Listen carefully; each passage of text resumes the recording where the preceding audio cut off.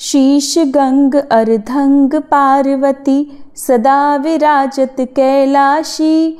नंदी भृंगी नृत्य करत हैं धरत ध्यान सुर सुख राशि। शीतल मंद सुगंध पवन बहे बैठे हैं शिव अविनाशी। करत गान गंधर्व सप्त स्वर राग रागनी मधुरासी। श्री शिवाय नमस्तुभ्यं। पार्वती पते हर हर महादेव। भगवान शिव का प्रिय मास है श्रावण मास और इस मास में आशुतोष भगवान शंकर की पूजा का विशेष महत्व है। वैसे तो पूरे मास में ही भक्त भोलेनाथ की पूजा अर्चना करते हैं, लेकिन जो प्रतिदिन पूजन ना कर सके उन्हें सोमवार को भगवान शिव की पूजा अवश्य करनी चाहिए और अगर संभव हो तो व्रत भी रखना चाहिए। सोमवार भगवान शंकर का प्रिय दिन है, इसलिए प्रदोष काल में सोमवार के दिन भगवान शिव और माता पार्वती सहित समस्त शिव परिवार का पूजन करना चाहिए। भगवान शिव को आशुतोष कहते हैं और आशुतोष का अर्थ होता है तुरंत प्रसन्न होने वाले या तत्काल संतुष्ट होने वाले देवता। इसलिए सोमवार के दिन की गई पूजा पाठ बहुत जल्दी फलित होती है। आज की इस वीडियो में आप जानेंगे सावन सोमवार व्रत की संपूर्ण विधि के बारे में। व्रत से एक दिन पहले क्या करना है, व्रत के दिन आपको क्या क्या करना है, किन किन बातों का ध्यान रखना है, कौन से काम ऐसे हैं जो करने से व्रत खंडित हो सकता है, किस प्रकार आपको व्रत के नियमों का पालन करना है, विधि विधान से पूजा कैसे करनी है, शिवलिंग यदि ना हो तो कैसे शिवलिंग की पूजा आप कर सकते हैं और फलाहार में क्या क्या ग्रहण कर सकते हैं। जो लोग सावन महीने के सभी 4 सोमवार व्रतों का पालन ना कर पाएं, अगर कोई व्रत छूट जाए तो क्या करें, यदि कन्याओं या महिलाओं को व्रत वाले दिन पीरियड्स हो जाएं तो ऐसे में क्या करना चाहिए, जो लोग केवल सावन सोमवार के ही व्रत रखते हैं उन्हें उद्यापन कब करना चाहिए, और जो लोग सावन के महीने से सोमवार व्रत उठाना चाहते हो उन्हें क्या क्या करना चाहिए, कब उद्यापन करना चाहिए, कितनी संख्या में व्रत रखना चाहिए, ये सारी बातें आज की इस वीडियो में आपको जानने को मिलेंगी। जानकारी अगर आपको पसंद आए तो वीडियो को लाइक करके कमेंट बॉक्स में भोलेनाथ की जय जरूर लिखिएगा। पवित्र सावन मास में जब धरती हरियाली की चादर ओढ़ती है तब शिव भक्तों का हृदय श्रद्धा से सराबोर हो उठता है। ये वही मास है जब स्वयं माँ गंगा भगवान शिव की जटाओं से होकर धरती पर अवतरित होती हैं। सावन के सोमवार भगवान भोलेनाथ को समर्पित होते हैं और इस दिन व्रत करने से विशेष पुण्य फल की प्राप्ति होती है।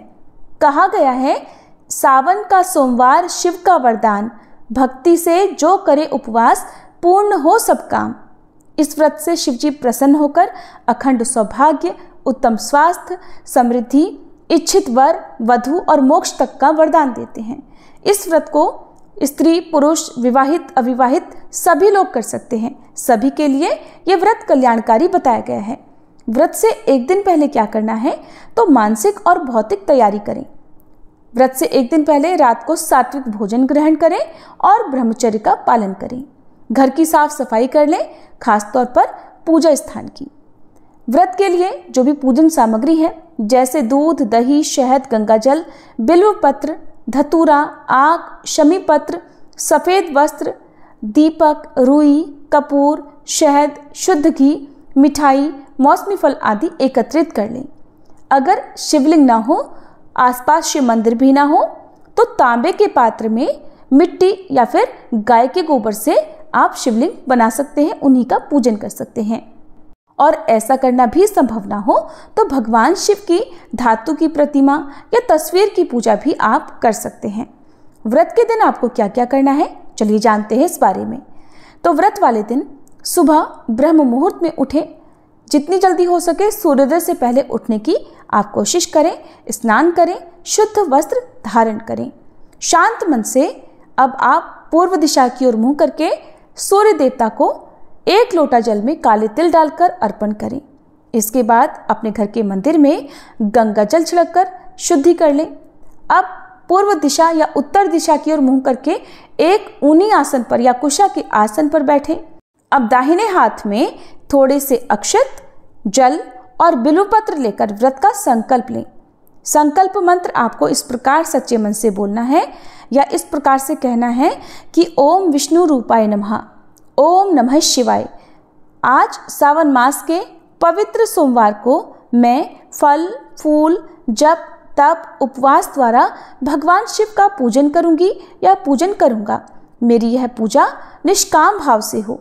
हे भोलेनाथ, मेरे द्वारा रखे गए व्रत उपवासों को आप स्वीकार कीजिएगा। व्रत के दौरान यदि कोई गलती हो जाए तो अपने वात्सल्य से उसे क्षमा कीजिएगा। संकल्प लेते समय अपने ऊपर थोड़ा गंगा जल या शुद्ध जल छिड़कें और हाथ में जल, पुष्प, अक्षत और बिल्वपत्र लेकर संकल्प करें। संकल्प करने के बाद आप संकल्पित जल को धरती पर छोड़ दें। अब आपको आचमनी, शुद्धि और स्तुति करनी है। ध्यान मुद्रा में बैठकर सबसे पहले आसन शुद्ध कर लें, फिर पृथ्वी देवी भूमि को स्पर्श करें। मन से क्षमा मांगे कि मैं आप पर बैठ रहा हूँ या बैठ रही हूँ। ओम पृथिव्ये नमः। इसके बाद आचमनी करनी है। जब हम स्नान करते हैं तो हमारा शरीर पवित्र हो जाता है, लेकिन आचमनी करने से हम मन, वचन और कर्म से भी शुद्ध हो जाते हैं और भोलेनाथ की भक्ति या फिर उपवास के लिए तैयार हो जाते हैं। अगर आचमनी पात्र हो तो आचमनी पात्र से, नहीं तो शुद्ध जल के लोटे से चम्मच से आप अपने बाएं हाथ से दाहिने हाथ में थोड़ा सा जल लें और इस प्रकार से कहें, ओम अपवित्रो पवित्रो वा सर्वावस्थां गतोऽपि वा यः स्मरेत् पुंडरीकाक्षं स बाह्याभ्यंतरः शुचिः। इस प्रकार से करने पर हमारा अंतर्मन भी शुद्ध हो जाता है। अब सबसे पहले भगवान शिव की स्तुति करें, ध्यान करें। ओम नमः शिवाय शांताय करुणावतारिणे पशूनां पतये तुभ्यं गौरीशाय नमो नमः। या फिर महामृत्युंजय मंत्र का जाप कर सकते हैं। अब आपको पूजा करनी है। अगर आप आसपास शिव मंदिर में जाकर शिवलिंग का पूजन कर सकते हैं तो बहुत अच्छी बात है, नहीं तो घर में भी पूजा की जा सकती है। शिवलिंग नहीं है तो जैसा कि आपको बताया, आप मिट्टी से, शुद्ध मिट्टी से बालू, रेत मिलाकर या गाय के गोबर से भी शिवलिंग बना सकते हैं। पूरा दिन पूजा करने के बाद उसे आप अगले दिन सुबह पूजा करके विसर्जित कर सकते हैं। पंचोपचार विधि से पूजा की जाती है, तो पंचोपचार, यदि समय ज़्यादा हो तो षोडशोपचार विधि से भी पूजा कर सकते हैं। सबसे पहले भगवान को गंध, चंदन अर्पित करें, फिर पुष्प, बेलपत्र, धतूरा, शमीपत्र, सफ़ेद पुष्प भगवान को अर्पित करें। धूप दिखाएं, भगवान के समक्ष घी का दीप जलाएं। घी का दीप यदि जलाने की सामर्थ्य ना हो तो तिल का तेल भी आप जला सकते हैं। अब भगवान को फल, मिठाई, गुड़, शहद, मौसमी फलों का जूस या मौसमी फल अर्पित करें। साथ में कुछ दक्षिणा भी मंदिर में रखें, जिसका दान आप किसी योग्य निर्धन व्यक्ति को दान में दे सकते हैं। आज के दिन शिवलिंग का अभिषेक भी किया जाता है। अभिषेक करते समय आपका मुंह पूर्व या उत्तर दिशा की तरफ हो और ध्यान रखिएगा, अगर पंचामृत से, केवल दूध या दही से आप अभिषेक कर रहे हैं तो तांबे के लोटे का प्रयोग आप ना करें। तांबे के पात्र में रखा गया दूध, दही या पंचामृत विष के समान हो जाता है। इसके लिए आप स्टील के या फिर पीतल के लोटे का प्रयोग कर सकते हैं। यदि आप अभिषेक कर रहे हैं पंचामृत से तो सबसे पहले एक बार गंगा जल से अभिषेक करें, फिर पंचामृत से अभिषेक करें, फिर उसके बाद एक बार शुद्ध जल से अभिषेक करें और फिर चंदन आदि त्रिपुंड लगाएं, धूप दीप अर्पित करें। भगवान को जो भी पुष्प आदि हैं वो अर्पित कर सकते हैं। यदि अभिषेक नहीं कर रहे हैं तो एक बार शिवलिंग पर एक लोटा जल अवश्य चढ़ाएं और सच्चे मन के साथ ओम नमः शिवाय मंत्र का जाप करते रहें। इस प्रकार से आपकी सुबह की पूजा प्रारंभ होती है। अगर सुबह ज़्यादा समय है तो आप कथा का श्रवण कर सकते हैं, मंत्र, शिव चालीसा पाठ और आरती कर सकते हैं। कपूर जलाकर आरती उतारें। जो भोग आपने भगवान को अर्पित किया है उसे सुबह स्वयं ग्रहण ना करें, सभी लोगों में प्रसाद रूप में बांटें। दिन भर आप व्रत रखें। यदि सुबह कम समय है तो केवल आप सुबह संकल्प लेकर और आरती करके व्रत प्रारंभ कर सकते हैं, लेकिन शाम को सूर्यास्त के 45 मिनट पहले और 45 मिनट बाद का जो समय प्रदोष काल का होता है उस समय विधि विधान से पूजा अवश्य करें। व्रत के दौरान ओम नमः शिवाय मंत्र का या फिर महामृत्युंजय मंत्र का यथासंभव जाप करते रहें। अगर हो सके तो 108 की सामग्री आप शिवलिंग पर अर्पित कर सकते हैं, जैसे कि 108 बेलपत्र, 108 पुष्प, 108 काजू मखाने या 108 अक्षत शिवलिंग पर अर्पित कर सकते हैं। इसके अलावा 108 की संख्या में हरे साबुत मूंग भी भगवान को अर्पित कर सकते हैं। 108 रुद्राक्ष की माला से 108 मंत्र का जाप भी कर सकते हैं। प्रत्येक सोमवार को आप इन नियमों में से जिस भी नियम का पालन कर सकते हैं उस नियम को आप अवश्य अपनाएं। व्रत के दौरान आप कठोर उपवास यदि करने में समर्थ हैं, यदि शारीरिक क्षमता है, तो सोमवार व्रत को निर्जला भी रखा जा सकता है, यानी बिना अन्न और जल के। शाम की पूजा करने के बाद आप इस व्रत में जल और फल ग्रहण कर सकते हैं। जो लोग निर्जला उपवास नहीं रख सकते वो दिन में दूध, पानी, चाय आदि का, फल आदि का सेवन कर सकते हैं। मौसमी फलों के जूस का सेवन, ध्यान रखें जूस घर पर निकाला गया हो, सेवन कर सकते हैं। शाम के समय एक बार फिर से विधि विधान से पूजा करनी है। लहसुन, प्याज, किसी भी प्रकार का अनाज, नमक, चावल आदि से परहेज करें। शाम को प्रदोष काल से पहले आपको एक बार फिर से स्नान करके साफ धुले हुए वस्त्र धारण करने हैं। पूजा की तैयारी प्रारंभ करनी है, क्योंकि इस समय में ही मुख्य पूजा की जाती है। भगवान शिव के समक्ष धूप दीप जलाएं। शाम के समय भी आप जलाभिषेक कर सकते हैं। रुद्राभिषेक यदि करना चाहते हो तो कर सकते हैं। अब भगवान शिव के समक्ष बैठकर शिव द्वादशाक्षर मंत्र का जाप कर सकते हैं या शिव अष्टोत्तर शतनामावली का पाठ कर सकते हैं। भगवान शिव के समक्ष बैठकर हाथ में थोड़े पुष्प और अक्षत लेकर कथा का श्रवण करें। सावन सोमवार व्रत की कथा भी आपको हमारे चैनल पर हर दिन सुनाई जाएगी। आप चाहें तो हमारे चैनल पर भी सुन सकते हैं या खुद से पढ़ भी सकते हैं। कथा के बाद जो आपके हाथ में अक्षत पुष्प हैं उन्हें भगवान के चरणों में अर्पित कर दें। माता पार्वती जी का श्रृंगार करें। माता पार्वती को सुहाग की सामग्री जो भी अर्पित करते हैं उसमें से कुछ सामग्री यदि आप सुहागिन हैं तो आशीर्वाद रूप में अपने लिए भी रख सकते हैं। शिव चालीसा का पाठ करें। कोई विशेष मनोकामना है तो उसकी पूर्ति के लिए सच्चे मन से प्रार्थना कर सकते हैं। सबसे अंत में कपूर जलाकर आरती उतारें और भगवान को भोग लगाएं। शाम के समय जो लोग फलाहार में सेंधा नमक का सेवन करना चाहते हो तो उन्हें पहले भगवान को भोग अर्पण करना चाहिए।